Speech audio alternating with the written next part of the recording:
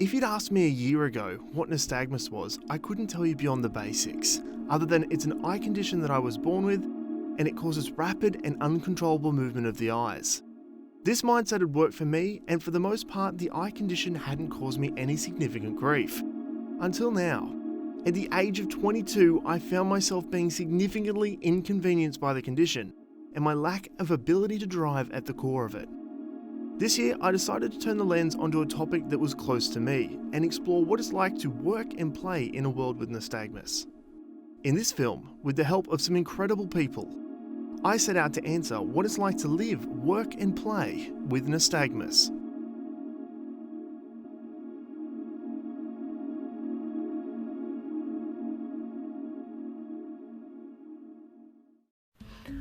Hi, my name's Shaquille Gambia, I'm 17 years old, I live in the UK, and I have congenital nystagmus. If I had to describe nystagmus in my own words, first word I would use would be misunderstood, because I think as a condition and as an experience, it is very misunderstood. But as an actual thing to live with, the way I describe it to other people is I see what you see, but what you see is HD. Fog, it's kind of like walking through fog and things just kind of emerge out of it. And I think that's a really good way of describing it. Things are just kind of this like hazy, like I can see things, but not their outlines or anything until they're really close to me and then they kind of pop out. The world appears still because I was born with it, so I don't know any different. In my own words, nystagmus is a visual distortion that causes the world, or words on the page, if you will, to shift and move around. And, it's a full-time job trying to keep a stable image of the world. So the world looks like the world, it's just less clear.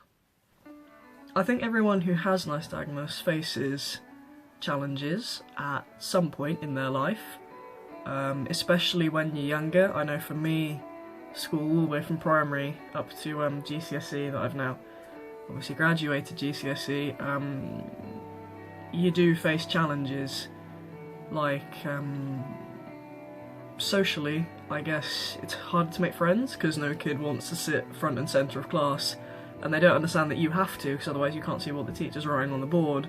Learning itself can be more difficult because of that. Maybe I feel like at several points in my life people have taken me a bit less seriously because I've got a visual impairment. They just kind of find it funny and odd, so they don't think that I could amount to as much as they could. Some social cues as well can be challenging, like I said, with recognising faces from a long while away. So if someone's trying to signal something to me or waving at me, I feel really bad if I can't identify them or if I can't tell what they're saying, but I can't help it, I just can't see it, or if I can see it, I can't see it clearly. Like, I can see movement, but I can't see what the movement is. So one of the challenges I find living with nystagmus is trying to explain to people what nystagmus is.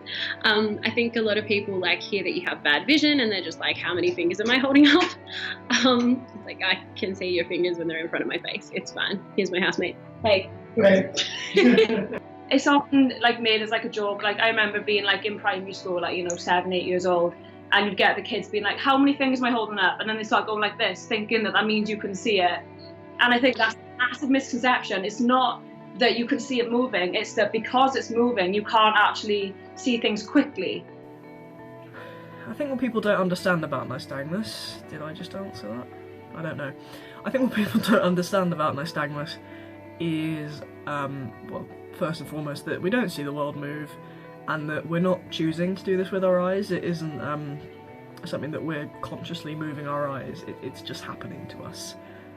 I think people also don't understand that it isn't like being long or short-sighted, because it does impact everyone a little bit differently. Everyone's vision is going to be on a slightly different level. I don't know if I'm allowed to make the comparison, but I'm kind of tempted to say nystagmus is like the autism of the visual impairment world, because it's very misunderstood. it's quite broad in how it affects people, and people have a lot of misconceptions about it. So as they say, if you've met one person with autism, you've met one person with autism. If you've met one person with nystagmus, you've met one person who experiences their life with nystagmus. The main challenge I face living with nystagmus is not being able to drive. I live in a small valley where there's not even a train line, so it can be difficult to get anywhere really, but I try not to let that stop me. Thankfully, support's around, so I've got like a bus pass that actually allows me to go places and to still do things with my life. That I'd say is the main issue. Anything else, like in terms of just not being able to see extremely well, or like depth perception and like judging distance, I just get on with it and I'm deemed a bit clumsy. I went on a film course recently with the BFI, and one thing I learned very quickly is if you want to work in the live action film industry, you need to drive a car. Now, I can't speak for everyone with nystagmus, but I can't drive a car, and I never will be able to. Which isn't unexpected, because I guess I always knew that, but it is one of the things that's been hardest to overcome, especially now as I'm 17, so all my mates are getting driver's licenses, and I am just unable to. So, can't work in the live action film industry, or can't work in any career that requires you to move around a lot unless there's buses everywhere. But it does limit your career path, because you need to find a career that's maybe less mobile, because otherwise you will struggle. And also things like more abstract careers. I recently found you can do an apprenticeship with the RAF for a photographer, a military photographer, which sounds awesome, as I'm big on art and photography and media and film, which I love being, because I find it ironic how, you know, visually impaired but want to go into the creative industry, and that's something I love about my nystagmus and my life. But you know, some jobs have vision requirements and you just can't do them through no fault of your own. It's just because of this thing that you were born with, or acquired for some people. You just don't get the option to do that, which can be difficult. So, has nystagmus altered your career path? If so, how? I'd say it has a little bit. When I was younger, I always wanted to make films, but I think when I was much younger, I just thought that I could, you know, somehow get a job like doing camera on set or that kind of thing. But knowing now that the driving element is such a big part of the fiction world anyway, I realised that that's not really doable for me. So I kind of thought a little bit more about what I could enjoy, and I've actually really got into, like, as boring as it sounds, I do quite enjoy like some of the paperwork side of it. So I did like some production assistant roles on like a series of docs, and I did really enjoy that. But also then going freelance myself and being my own boss means I can pick and choose jobs if I can get to them. If I can't, you know, it's arranging lifts, it's that sort of thing. And I've really got into documentary, and that's definitely what I want to focus on. And creating documentaries, you know, you are in charge of that. Like, you haven't got to be at a certain place at a certain time. You choose what you're going to film, where and when, and that sort of thing. Speaking with participants in this film and speaking with those part of the nystagmus community, I quickly discovered nystagmus impacts people in two main ways: socially, and impacts career opportunities, as most with the condition can't drive. Despite the situation looking quite grim, participants in this film share a common attribute. It's that of strength. Despite facing setbacks throughout life and being presented with challenges, they seem to find a way to overcome their setbacks and carry on to live a prosperous life.